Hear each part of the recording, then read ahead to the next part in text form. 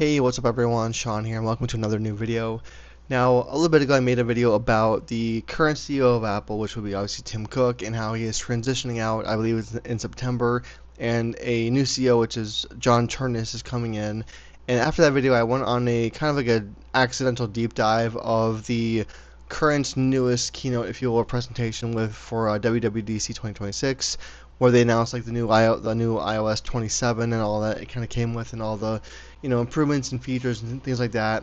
And then for comparison, I decided to go down the route of a rabbit hole on accident of watching a old keynote of when the first iPhone came out, and also of when the first iPad excuse me, also came out. And obviously they're different kind of styles completely, and it's like a 20-year difference at least between those things. So that's going to be a different style and different presentation. Not to mention Steve Jobs is not in any way Tim Cook and vice versa. But I wanted to make a video about how, to me at least, in my opinion, and again, I'm not an Apple hater. I want to state that very, very clearly. I'm not hating on Apple when it comes to this stuff. I use all Apple products. I love their stuff. However, I just wanted to make a video that, to me, is me expressing my kind of just feelings that they don't do what they used to with Apple presentations. And again, I watched probably like 2 or 3 hours of just straight up Apple presentations over the last 20 years of different things, from software to hardware of various types, and just how they've evolved over time lately, especially. And I kind of just feel like these presentations now are much, much less of a humanistic approach of like not even like a sales thing, which is what the older ones used to be, but more of a performance type of thing, which is not really good. I mean, that's why I don't really watch them anymore. I pretty much and honestly go to, for the most part, YouTube, and there's over 100 creators I can name off the top of my head, not literally, but a lot of creators that take all that 2 or 3 hours of footage of Apple keynote presentation every time they do one, and then they summarize it in 12 minutes, basically.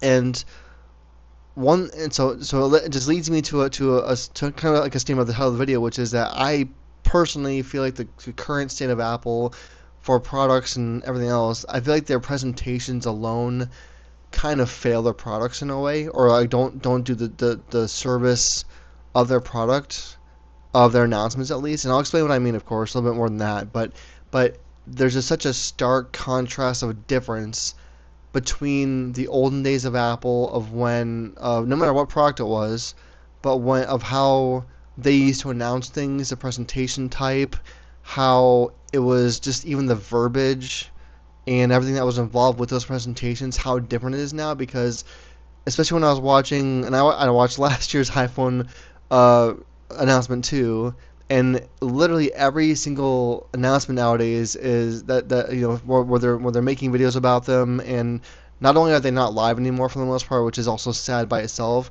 but they do this thing where they will make a 2 or 3 hour highly edited, highly produced video with probably half edited with AI, whatever whatever in some cases, maybe not, I don't know. It seems like it though. And then they put all these people that are in charge of everything, which is fine. I get that. And they will again take all these really like kind of like nitpicky and weird kind of like not things I would ever choose to announce in a product or service or software announcement, and then throw it into the video. And then they usually just give a percentage boost of what it's done compared to previous years. Like it'll be like 30, 40, 50, 60, 80% faster than whatever iPhone they choose to choose, or whatever iPad or iOS version, or whatever it is. And not only that, but they'll also do the thing where they will say, of course, as always, it is as always, it is the most advanced whatever of whatever of whatever, or the thinnest whatever of whatever of whatever. And while that may be true, and I respect that, cool, like good job in design. You know what I mean? And to me, the salesmanship, the passion, not that I'm not saying there's not passion at Apple. That's not my point. But the first public eye that we have on these products or on the services or the software, and it's all the same thing really. The first public eye that we get, besides like leaks and stuff, is those presentations. And to me, those presentations have failed to deliver for many, many years now, of where they choose to instead just kind of they choose to instead to kind of just give out percentages and points and data points, like pretty much like a data scientist would do at their job, and then they make it into again a highly produced, highly edited video, and make it look kind of cool and kind of sweet and made for the age of whatever it's done.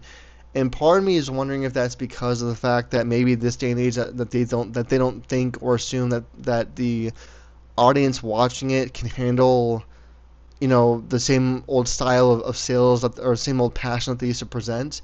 Like I remember, like, I mean, I was watching the first iPhone announcements, and again the iPad one when they were brand new novel products of their kinds, and how much of a pause Steve Jobs had, and how much of a certain verbiage and dialect he uses or used when it came to how he presented every little thing of the product, and he wouldn't even go into tech specs. He would not even go into like do a deep dive on any of that stuff. He wouldn't explain all that. Like he didn't need to. It was his way of selling it that worked, and that to me is what got me initially way back then excited about buying Apple stuff. Nowadays, and not only that, but that like I mean that even that's changed because again, like I said before, now for the most part, all they do is again they give out percentages of how it's improved, how thin it is, all the over performance, all the nano and nano whatever, and that's important. But to me, I don't think it's really that important anymore because again, nowadays they give out all these products as far as like trial versions or test versions, usually about a week or two before they're out to the public.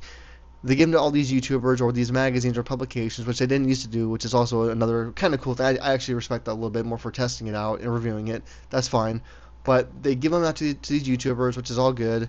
And then the YouTubers will then do that anyways. They'll do the Geekbench scores and do all the, the percentage of a battery if it's actually worth or, not only worth, but like a worthwhile purchase or an upgrade or reality check of what it really is compared to what they announced in the announcements. And to me, that's the failure right there. Is that to me, I don't have to watch a presentation anymore because it's already covered on Twitter or X, whatever you want to call it, within seconds of it being announced. And I'm not saying I'm against how I'm not saying how I'm against how immediate the news is with releases, but again, the presentations themselves could be way, way more simplified and helpful, and they really don't deliver what they used to, which is how the heck this thing, product, service, software is going to help me and my family and my life and my lifestyle at all anymore. They usually do like a small little, sometimes 30 seconds, up maybe a few minutes of a video. And it's usually on the Apple Watch only for whatever reason. I don't understand why that is. Like usually, whenever they do any kind of like how it helped people, literally how it helped people in their lives, it's always an Apple Watch ad, or they'll use it as an ad, which I think is also interesting by itself. But usually, it's in the beginning of the video, at the beginning of the presentation. They'll do some kind of like a lifestyle change of how someone's life got saved, which is rad, cool, awesome. Again, nothing against that, but that's all they really do it for. And then from there, they will dive into Apple Park or One Infinite Loop, and then and start the presentation and be like, yeah, this is, we've never been more stoked about our new product line, the most advanced whatever, and I watch it, or I used to, and then they go into percentages, year over year change in growth and all that kind of stuff, and I mean, I guess that's important, but to me, these days, I mean, again, I film everything with my iPhone. I then edit it on my Mac. Like, you already have me as a customer, Apple. You've had me for years. But what you don't have is you don't have the humanistic approach you used to of showing me how this new iPhone or new app or whatever new thing it is going to change my life again. Not that it has to, but at least try and make it worth that statement. Try and make me remember why I want to own an Apple product in the first place, because they've forgotten that, I think. And again, I'm not against Apple in this video. I'm not trying to say that either. I just think that they could do a major refresh and a rethinking their process of how they announce stuff, because it's not there anymore. I haven't really watched intentionally one of their announcement videos or keynotes in a long time, because again, it goes on YouTube within minutes, or again, these creators, which I am now one of, they will take all the summarizations of it all, like I said before, and then make it in a 12-minute video, and then summarize it of whether it's worth your time or money or not, and then they will essentially leave it at that, and then do a full product review, and then we move on for a year or for a season, whatever it might be. And again, like I said, my other video with the CEO like transition is that I don't think that Tim Cook, because he always hands it off to, which I noticed too. I don't think that Tim Cook, he's never been a showman, and I get that. I'm not asking for that. I'm saying I don't know, or I don't see anyone at Apple right now that can do what Steve Jobs did. I'm not really even asking them to, but I think they need to try again. And what I mean by that even more so is the fact that when I watched, or I should say rewatched, when I rewatched the iPad announcement video and the iPhone announcement, the first ones, first generation's novel products, not even the Apple Watch really, but just those two ones, there was a certain distinct verbiage, tone, tonality, everything that Steve Jobs did where, again, he did not talk about really the tech. He did, but not really at the same time. And in those messages, he would literally grab you, pull you in, whether you wanted it, whether you liked it or not, most of the time, and would sell you, and you would be either crying or teary-eyed, I should say, from how rad the product really was, even if it really wasn't that cool of a product, really overall. I mean, they were when they were announced, but like for these days, that time has changed too. But just the emotionality of it, and I'll never ever forget, and I mentioned this in the other video too, is that an old interview with Steve Jobs that I watched. It wasn't even a product announcement thing. I think it was like WWDC or before he was even called that, I believe. But he said that the whole intention of Apple when he rejoined Apple was the idea of bringing back the possibilities of taking technology, taking humanity, taking art, merging them together into one thing and making beautiful things together that enhance everyone's lives in some way, shape, or form, help people do better things with their lives by using the products or services or software, and then having it be because of that product. And I have not personally seen that or felt that in a very long time. I think that the third party or the App Store, which it used to be which used to be called third party, App Store back in the day, but the App Store I think was one of the best inventions Apple ever did because it gave everyone a possibility to make cool and rad stuff, which is great, and that's gone to a whole nother level now. But I think that whenever I watch a new or anything new, like I don't look forward to Apple announcement video, Apple keynotes anymore because I don't need to. Again, there's no reason to watch them again. I can watch a summarized video, or again again a YouTube creator review the same stuff and give it to me on what they think is a good thing or a bad thing or whatever it might be. And that makes me really sad because, again, there used to be a whole entire very intensive vision, or it seemed that way at least, a very intensive vision with new Apple stuff, and it didn't matter what they were announcing. It's just they pulled you in, they grabbed you, like emotionally, and you, at the time, you would want to buy their stuff, or at least I did, because the emotionality of what you were getting out of it by how you were sold it by watching the keynotes, for the most part, is why you got it in the first place. Not even necessarily because of what it could do, but it was the thought and the idea and the passion of what you thought you could do with it, and that is not what they do anymore, and it's sad because I think if they went back to that in any way, shape, and form these days of bringing the emotionality back and the human touch behind it, and bringing bringing these events live more than they ever used to be, then I think that would be a good start. And again, I don't know who would do it at Apple because again they flip around on these announcements of 20 or 30 people in these presentations, which is again I have no problems with that. Fine, if you want to have every single person in every department give their 2 cents about what's cool and what's right about the product and how they enhance your life or what they've done last year, I guess go ahead and keep doing what you're doing. But again, they don't need to do all that. I don't know why they do it, and I don't really care. It's become such a thing where even the job titles for Apple execs and people on the top that are in these videos are always changing, and maybe it's been that way forever and I didn't notice, but that didn't to my knowledge that didn't used to be that way. It was like you saw the main top figureheads of these teams, announce products and announce whatever it was, but then they did it with such a finesse and such a emotionality to it that again it pulled you in, and they think they're teams because that's what they're supposed to. That's their job, literally, to do that stuff. And then it would make you. And then again, you were pulled in by that, or at least I was. And then you'd want to go spend the money because again, the Apple stuff is not cheap. It never has been. And the way that they, at least for me, the way they got me into it initially back then was because, and the way that I felt confident in my purchase even was because of what I thought I could do with their stuff. Now the technology has obviously changed. It's evolved. It's gotten a lot better. And again, I'm not knocking what they're creating. That's not what this is for. I'm just saying that the again the first visual experience we have with all this new stuff, our first impressions of anything Apple these days is just not good enough. And I feel like as a company that they've accepted that in a way, and maybe they just don't think that anyone cares anymore. Like maybe they think that people are only looking for tech specs and again year over year or device year over year improvements of how good this phone was over this phone's processor from 5 years ago. To me, I don't care because really nothing. I've only used an iPhone for now 20 years, whatever it's been.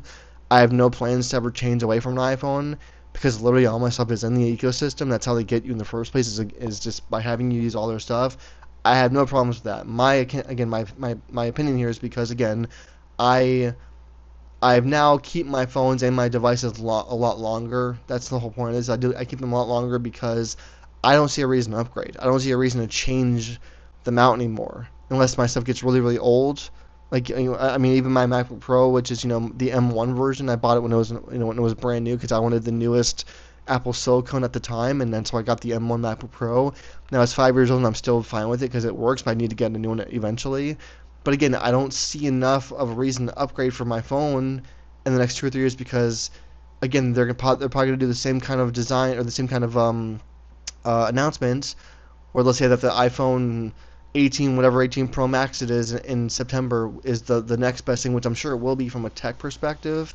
But for the average person, they don't care about that. They want again, they don't give the reasoning why you should want it again. They go through camera improvements and the new codec improvements and all that kind of stuff and software improvements, which again it's all good, rad, cool, good for them. But again, there's not any more emotionality in their presentations to make me care enough anymore to want to get things like often enough anymore. And maybe with John Turnus, whoever he is, again I know nothing about him really from his background perspective or anything like that, but maybe with him coming as CEO, maybe he'll change that. I can hope for that at least. Maybe he'll change that and be like, hey, and I'm not trying to like grasp for old times of Apple here either. I want that too. I just miss the days where tech was more exciting and tech was more of an emotional, an emotional investment where I got excited to spend my money towards a product that could be a thing rather than just because I need a new one to get rid of my old one. That's all I'm saying. You know what I mean? That's literally the point of the whole thing. Is I just nowadays I only buy a new if I have to, if it's not working anymore, if it's just old and isn't supportive of software or whatever it might be, rather than oh I love this device, I love the possibilities with this device, and so I'll leave it at that for now for this video. I was just watching some older keynotes compared to new keynotes, and I was just really it was just such a contrast, and I was really just sad by it, and it just made me really kind of depressed about what they do nowadays. And I mean, it works for them. Like again, they're making money. They have plenty of revenue. So again, I'm not against that part of it either. But they could do more. So in the comments below, as always, let me know what you think about this. As far as like if you ever were like me and you watched the keynotes and got emotionally invested in a product before even knowing what it was essentially and all that kind of fun stuff. And as always, if you enjoyed the video, give it a thumbs up and of course subscribe for more content about tech. Otherwise, thanks for watching as always, and I will see you all in the next one.